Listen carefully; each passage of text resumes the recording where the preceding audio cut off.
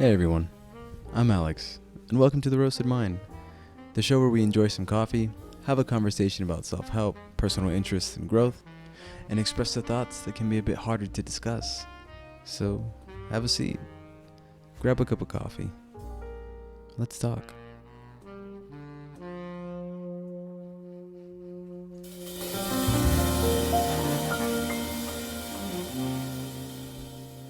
Good morning, everybody. Welcome again to another Saturday. I'm so sorry if, for one, I do apologize for not uploading the last 2 weekends. It's been incredibly busy.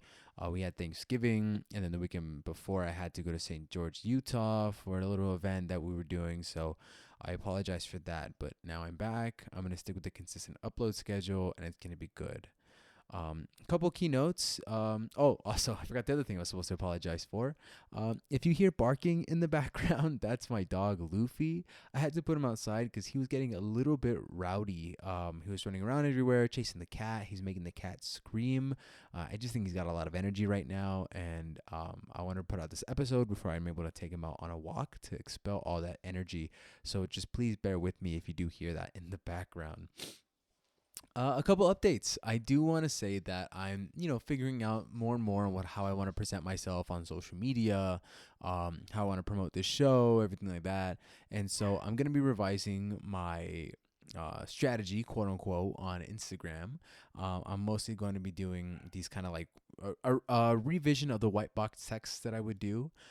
No more am I posting the TikTok videos on my Instagram because then what's the point of having the TikTok, right? And I think it's better to have more like a coherent design to the whole kind of page than it is rather to just put all my content on one thing. So I'm going to go through it, revise it. It's going to be cool. Just bear with me while I do it. Some posts are going to be gone. Other posts are, they're going to be there to stay. So we'll do that. Today I have a bottled coffee. This is a Stumptown Coffee Roasters, which is native to Portland, Oregon. I believe it's originated, or it's a Japanese brand, if I'm not mistaken, like a Japanese family made this brand. And so this is a cold brew coffee in a cute little bottle. It's a brown bottle. I got it from, where did I get this one from? Trader Joe's, I believe. I got this one from Trader Joe's. But I mean, I've seen it at Sprouts. I've seen it at Whole Foods. I've seen it at Target even. So you can definitely pick this up anywhere where you might think they sell a bottled cold brew. And so the topic of today's episode isn't necessarily on this brand. It's more on the bottled drink in general and how kind of this drink that I got surprisingly had a very deep chocolate flavor. I was really concerned drinking a bottled coffee because usually if you have like a Starbucks or a Dunkin', those kind of more mega mainstream, industrialized kind of coffee brands, they really do kind of lose the coffee flavor, and they do gain a lot of that milk and sugar that makes it more of a dessert than it is a drink. And I kind of hate that. I kind of hate being able to, I don't know, like if I want to go get coffee and I don't have the time to go, let's say I'm at the grocery store, I'm like, oh, okay, this is a cute little bottle. Let me go pick this up. So I'm going to go pick it up, drink it either that day or the day before, the day after, and really kind of enjoy it. I think that's a really cool experience, and that's the experience I had with this. And if I'm going to get one of those kind of Starbucks macchiatos that they sell or those Dunkin' iced vanilla lattes that they sell in a bottle, I lose that. And it's more of what gets me the most kind of sweet, sugar, syrupy taste. Whether in this case, the Stumptown had a very deep chocolate flavor. And with the reputation that Stumptown has in Oregon, I'm definitely impressed. I've always wanted to try Stumptown, and hopefully I'll be able to go to an actual shop in Oregon next time I go up there. But for now, this is going to have to do, and I was thoroughly impressed. I will say I'm going to get it again. And I think it was like $3.60, if I'm not mistaken. So not too bad. And it did give me a lot of energy. It definitely kept me up for the rest of that day. Bottled coffee is one of those things that has tons of alternatives and is very quick to grab. This is one of those things where, if, like I said, if you're at the store and you're like, well, hey, I want a quick cup of coffee, this is what I can get. Or, hey, I don't really have the money to pay $6 for a medium latte because I want oat milk, which is ridiculous. But here's this: sometimes like brands like La Colombe, they have oat milk canned espressos, and that I think that's pretty cool. They'll even come with like a triple shot variant. There's also the Chameleon brand. Blue Bottle is also one, and these are definitely dedicated coffee roasters, as opposed to kind of Starbucks and Dunkin'. Although I have heard a lot of boycott over Blue Bottle because I believe they're saying it's a Nestle company. So pursue that at your own risk, depending on how you view the company itself. But these bottles really do kind of make me think of the future, right? And it's very kind of odd to hear that, to hear how does bottled coffee make you think about the future. And as I was drinking this coffee, it really made me think of how when I bought it, I was particularly interested in the after, and I hadn't even started drinking it yet. I was barely checking out, and I'm thinking, okay, cool. I'm gonna do this. I'm gonna do this, and this. And while I'm doing all of that on my checklist for the day, I'm gonna have sips of this cold brew, and I'm gonna take it with me. I'm gonna make it last, and I'm kind of planning out my drink, and that's not really something you do when you go grab a coffee. Grabbing a coffee is usually something that you'll do on the way to. And maybe you do plan it out. Maybe you think, oh, I'm going to do this activity and this and that. But then you start to lose kind of that taste and that flavor over time. If it's a hot latte, then it ends up getting colder. If it's a cold latte, then it ends up getting warmer. Where in this case, it's a bottle and I can pop this back in the fridge and not worry if the ice is going to melt and water down my drink. I'm not gonna worry, do I put it in the microwave if it's a hot drink and I ruin the taste of the espresso? Bottled coffee is very interesting, and I think this is a new avenue for me to explore because of that, because of the kind of reminiscent future that this holds. And when they bottle these kind of cups of coffee, when they bottle these things or sell them in the street, in the supermarket or anything of that sort, they're definitely thinking on A, of course, what's going to sell, but B, what's the longevity of this product? What is the future of this product? How can we market this and so that way people can take it home and it can last, the longest that it can in the bottle, it'll last the longest that it can in the can. And that's another kind of step of seeing the future. And when I think about the future, it really does it makes me wonder how unknown it is, and that's really that's a really poor way of putting it. But, you know, the future is something that you don't really, or maybe you shouldn't really seek out, in my opinion, in terms of these bottles where you go and let's say I was planning to do all my chores and drink this bottle of Stumptown coffee. Um, if I do these things, and it's happened to me before, with maybe it's another kind of drink, but it has happened to me before, where I make this plan and something happens, it deviates. Maybe I sit down and I'm doing my task, but I'm thinking, well, I haven't really drinking my water today. Maybe I should drink my water instead. And so I put the coffee away and I start drinking the water. Those plans, when they start to delineate, they really do throw me off. Not so much in a physical way where I'm stressed and concerned, but more like in a let down kind of way. More in a way where I feel like I really wanted to do this and I recognize that it's better for me to do this other thing, but I still wanted to enjoy this cup of coffee with the task that I'm doing. I'll finish this liter of water and then I'll drink the coffee, but I want it now. And that can be incredibly disheartening, especially when you've had that plan and you get up every morning and you're trying to do that those steps to get to that goal and something throws you off so you don't get there. I believe planning is good. There are positives in planning for the future, but I think answer seeking seek doesn't always lead to progression. When you look towards the future, that's cool. That's great. But when you live in the future, when you live in the plan and you want to continue to push, push, push, and push, where is the end goal?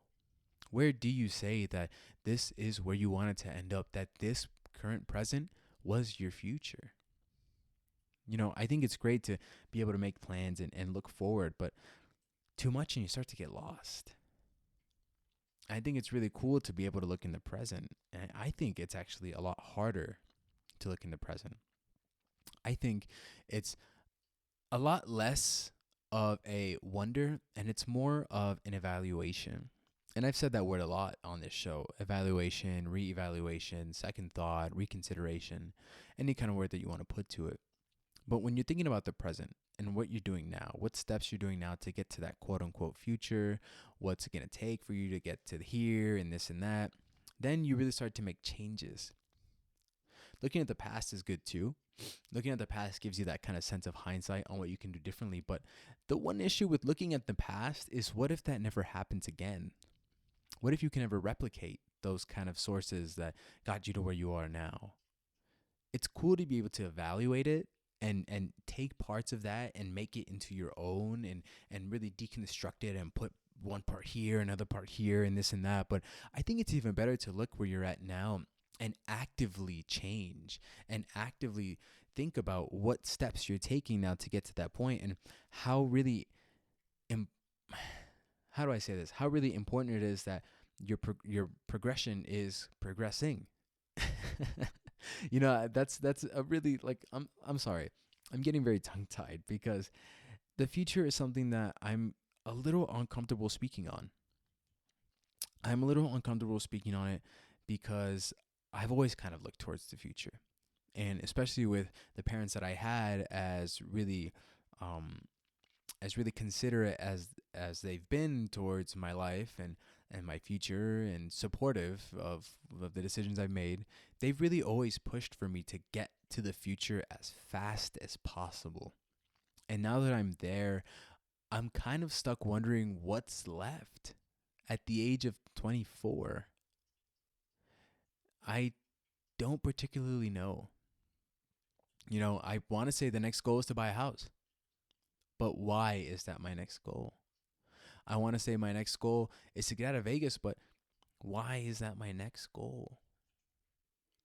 I'm kind of lost. And I've really got to see a lot of that looking in the present now. I really got to see a lot of that living in the moment because I don't have any idea. Sometimes I don't even know what's my next day going to be like, what I'm even going to have for dinner. And I will find myself purposely not even thinking about it until the time comes because I just don't want to deal with it. I just don't want to deal with looking into the future anymore. I'm exhausted of seeking. Instead, I want to be in the present. I want to be in the moment. This is something that I've gone 24 years without.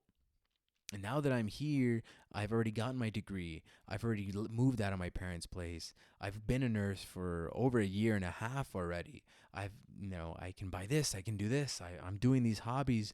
What's next? What is next? That's something that I'm actively trying to find out. What is next? But I'm not seeking it on purpose. I'm going through the motions, going through my day, and maybe it'll come to me. Maybe it'll come to me that, hey, this is what I want to do. This is what I'm going to work towards. And I have those. I have those little goals. I'm practicing piano a lot more. I'm working on this podcast. I recently started getting into the One Piece trading card game just casually, not competitively, but that's something I can work towards, building my deck and having fun with other people. But I want that kind of like that big life-changing moment of, hey, what is next? What is next? What's the future? Where is my future? What do I want to see myself in 20, 30, 40 years? It's very important to have that plan, because other than that, you're lost. You're just kind of wandering. And some people like that, and that's fine. That's kind of the whole quote unquote gypsy mindset. You go as you are. You come as you are. But for somebody like me that's always looked into the future, it's a very odd place to be. And I also very much look into the past. I tend to think things in hindsight, and I tend to constantly look back and accept on the decisions that I've made, the things that I've said, the way that I've acted. And there's nothing wrong with that, because I think it's beautiful to be able to accept that. I think it's very hard to be able to accept the fact that, hey, I said this thing, I did this thing. Um, but it's very easy to think about how kind of cringe it was, or how you wish you never did it, or whatever than that. I've been reading a lot of Albert Camus. I roll. Oh, I'm sorry for the philosophy majors out there, and people that really study thinkers and contemporaries and things like that. And so, yeah, big eye roll, because Gen X studying Camus, whatever. But I've been reading a lot of him, and I've been enjoying him because he speaks about the absurd, and he really does speak about how, life is kind of meaningless, so you have to give it your own meaning in broader sense, in the vague terms. One must imagine Sisyphus happy because he believes he is, and he's happy just doing what he's doing, regardless of how menial it looks on the outside. And one of those things that he talks about in absurdism is how you kind of accept what you've done in the past. It doesn't matter. It doesn't matter how cringe it was. It doesn't matter how kind of like you regret it and you want to change it, because you accept it. You accept how absurd it was, and you move from it.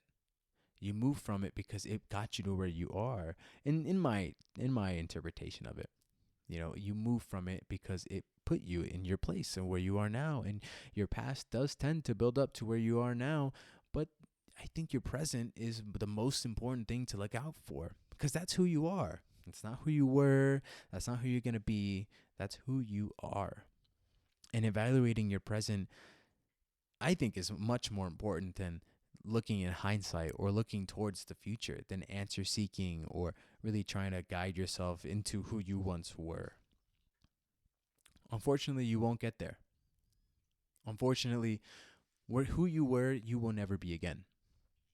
And if you do manage to get to somewhere as close as that point, that's all it is. Because experience has cut through that. Experience has cut through that shell and has made you who you are now. And that's fantastic. That's great. There's nothing wrong with that. So take it. Take it and build yourself into what the kind of future you want, because the future is unknown. You have no idea what's going to happen. Nothing is guaranteed. But what you can go on is based off intuition. You can go on based off kind of this feeling of what feels right. That feeling of what feels right is a whole lot better than really what is right and what should be and what could have been. I'm in the spot where I'm almost 25 years old, and I think I'm reaching the quarter life crisis in terms of future goals and future plans. I kind of feel that my future is going to be embedded in my past, that something is going to come up, and something from my past is going to come up, and it's going to shape my future. But it's not going to be a regression. At least I don't think so. I think it's going to be progress. So it'll be very interesting to see what happens then, and really how I mold that and make that my present, instead of looking back into who I am now, or what I did a year ago, or what I said, or what my future could be if this never happened, if that never happened. But I do kind of fear for that a little bit. I do kind of fear that that my past is going to catch up to me. But I don't really regret anything. I lived a life. I did the whole thing. I did the whole shebang for the first 24, 25 years of it at that point. And I'm ready to move on. I'm ready to be here now. I'm ready to be who I am now. I don't want to look back anymore. And I'm very tired of looking forward. Kind of like my eyes are open, three blind mice approach. I realize what what I need to do to get to point A, and what I should have done to get to a better place where I am now, but it doesn't matter. Ultimately, I can think and think and think and wonder and ponder, but none of that's going to do anything if I don't make it. And I don't want to make it. I enjoy where I am. I might complain about some things. I mean, but don't we all? I might roll my eyes over some things and take back whatever I said, but there's nothing wrong with changing your plan, because that's actively moving your present. That's actively changing your interests, your opinions, all of that. Because I think that's really what matters the most, is being able to mold your present into how you want it. And then eventually your future will be molded by that. It's kind of like sharpening a knife or a chisel, if you sharpen chisels. refurbishing whatever tools it needs to take to get the final product solid, to get it good, to get it perfect as you would like it to be. Not as perfect as it can be, not as perfect as society deems it so, not as perfect as history deems it so, but as perfect as you enjoy it. Everybody lives different lives, and everybody might have looked towards the same future at one point. But satisfaction in your present is really what's most important. The future is a mystery. It's going to change, regardless of what you think is going to happen. So why worry so much about it? You've already got a million things to worry about now in the present. You've already got a billion things that's keeping you up at night. Why add that to the stress? Let the future be a product of who you are now, not a product of who you were then. I hate to say it, but I'm really disinterested in the future. I do look towards, I can't lie, I do plan, but when things change and things don't happen, I'm not distraught over it. I'm not heartbroken. I used to be. I used to be so stressed and sweat and tear up and all this and that, but now I'm content with who I am. I'm content with who I am because I know that these pieces that I'm building, these kind of Lego blocks of myself, are going to lead to the future that I want it to be. No matter what anybody else says, no matter who thinks that this is better than that this is better than this, and la la la la. I know who I am, and I know what I want. And what I'm enjoying right now is living in the present. So thank you again, everybody, for listening to today's episode of The Roasted Mind. Again, I apologize for the last 2 weeks, but I'm going to keep it up. Look out for more revisions. I'm going to be doing a lot more collaborations with other podcasters out there. So, I appreciate you listening, tuning in, and I see you guys again next time, okay? See ya.